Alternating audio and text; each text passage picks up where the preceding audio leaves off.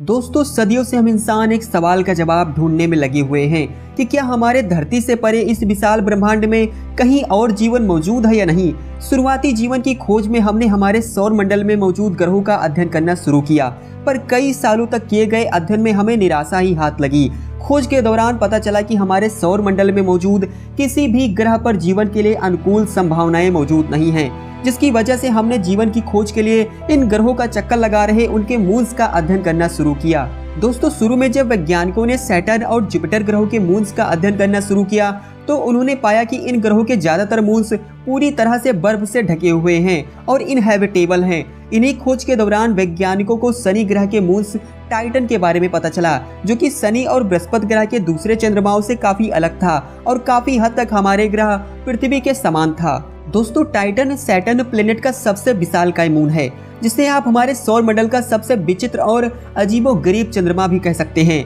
यह हमारे सौर मंडल में मौजूद एक लौता ऐसा मून है जहां हमारी पृथ्वी की तरह ही एक सबस्टेंशियल एटमॉस्फेयर मौजूद है। इसका एटमॉस्फेयर मुख्य रूप से नाइट्रोजन और मीथेन से मिलकर बना हुआ है। साथ ही टाइटन पर लिक्विड हाइड्रोजन के लेक्स, रिवर और ओशियन मौजूद हैं, जो कि मुख्य रूप से मेथेन और एथेन से मिलकर बने हुए हैं। इस मून पर पाए गए सबसे विशालकाय लेक्स कई सैकड़ों फीट तक गहरे और सैकड़ों किलोमीटर तक लंबे हैं। दोस्तों टाइटन पर पृथ्वी की तरह ही बादल बनते हैं, जिससे मेथेन और एथेन की बारिश होती है। 1980 में वाइजर मिशन ने टाइटन का करीबी से अध्ययन किया, जिसमें पहली बार पता चला कि यहाँ एक सबस्टेंशियल एटमॉस्फेयर मौजूद है। जिसके बाद 1997 में सैटर्न और उसके मून टाइटन का अध्ययन करने के लिए कैसनी हाइजेंस मिशन लॉन्च किया गया।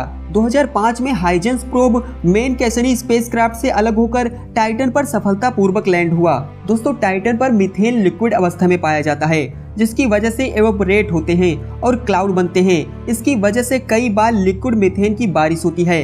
टाइटन की सबसे खास बात यह है कि जीवन के लिए जरूरी बेसिक एलिमेंट यानी कि ऑर्गेनिक मॉलिक्यूल पाए जाते हैं, जिनमें कार्बन और हाइड्रोजन मुख्य हैं, और इसी वजह से वैज्ञानिकों का मानना है कि टाइटन पर ऐसी जगह भी मौजूद हो सकती हैं जहां जीवन फल फूल रहा हो। वहीं कुछ वैज्ञानिकों का मानना है कि टाइटन पर हमारी पृथ्वी से विपरीत एक अलग लाइफ फॉर्म मौजूद हो सकता है, जो कि हमसे अलग केमिकल से मिलकर बना हुआ हो और जीने के लिए हमसे अलग संसाधनों पर निर्भर करती हो। वहीं कुछ का मानना है कि वर्तमान समय में टाइटन काफी हद तक हमारी पृथ्वी के शुरुआती दिनों के समान है, जहां आज भी लाइफ इवॉल्व हो रहा है। और भी कई ऐसे सवाल और कयास हैं जिनका जवाब वैज्ञानिक लंबे समय से जानने की कोशिश कर रहे हैं, पर अभी तक इनमें से उन्हें कोई बड़ी सफलता हाथ नहीं लगी है। इन्हीं वजहों से आखिरकार नासा सैटर्न के मून टाइटन पर अपना एक स्पेस मिशन भेजेगा, जो कि वैज्ञानिकों के सभी सवालों के जवाब खोजने की कोशिश करेगा। इस मिशन को टाइटन ड्रैगन फ्लाई नाम दिया गया है, जो कि मुख्य रूप से एक रोटोक्राफ्ट होगा, जो कि टाइटन पर लैंड कर उसके सरफेस, एटमॉस्फेयर और हाइड्रोकार्बन लेक्स का अध्ययन करेगा। दोस्तों अगर सब कुछ ठीक रहा तो ड्रैगन फ्लाई मिशन को 2026 तक लॉन्च किया जा सकता है, जिसके बाद यह करीब 8 सालों की लंबी यात्रा के बाद 2034 तक टाइटन पर पहुंचेगा। एक बार सफलतापूर्वक लैंड होने के बाद यह करीब 2.5 सालों तक 5150 किलोमीटर विशाल टाइटन मून पर 20 से ज्यादा साइंटिफिक फ्लाइट्स को अंजाम देगा, जिस दौरान यह मिशन टाइटन चंद्रमा के करीब 180 किलोमीटर विशाल क्षेत्र का अध्ययन करेगा।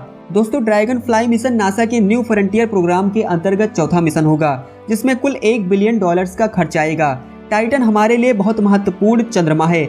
भविष्य में मानव सभ्यता इसे अपना घर भी बना सकती है, किसी दूसरे सौर मंडल के ग्रह से बहुत कम दूरी, और अपने ही सोलार सिस्टम में हमें एक हैबिटेबल ग्रह मिल सकता है। दोस्तों इस वीडियो में इतना ही। उम्मीद है आपको सैटर्न के मून टाइटन के बारे में काफी कुछ जानने को मिला होगा। साथ ही अगर आपने अभी तक हमारे चैनल को सब्सक्राइब नहीं किया है तो सब्सक्राइब द स्टडी स्पोर्ट 1।